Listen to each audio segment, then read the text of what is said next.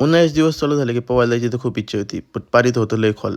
तरी उतरलो, पण चढताना खूप अवघड झालं. आपल्याला जायचं होतं गावाला, तर सकाळ-सकाळ उठून पहिली बस पकडली आणि निघालो गावाला जाण्यासाठी. का तर श्रीगोंद्याचा उरूस, त्यासाठीच गेलो होतो. तर खूप दिवसांनी गावाला जायचा मुहूर्त लागलेला. तर मामाने घेतलेली गाडी, ते गाडी पाहण्यासाठी अजून गेलोच नव्हतो. गावाला जाऊन पोहोचलो आणि पहिलं गेलो पोहायला. पोहायला तर उतरलो विहिरीत, पण वरती चढताना तर खूप हालत वाईट झाली होती. कसं तरी वरती आलो, परत बोललो पोहायला नाही जाणार.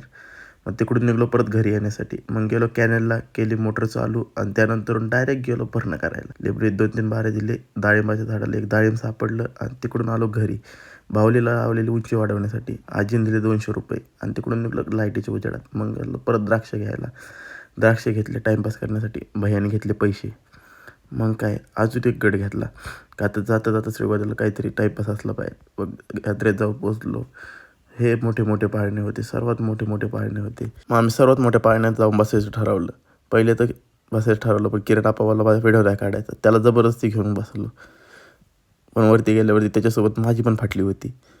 मग काय सांगायचं. मग गेलो ब्रेक डान्समध्ये बसायला. ब्रेक डान्समध्ये बसलो. तिकडून आलो. तिकडून आले हेमंत भाऊ भेटला. हेमंत भाऊ बारकाल्या पोराला काहीतरी ज्ञान देत होतं. मग तिकडून गेलो आम्ही जेवण करण्यासाठी. तिकडून जेवण केलं. थोड्या वेळ अजून उरूस बघितला आणि निघालो घरी येण्यासाठी.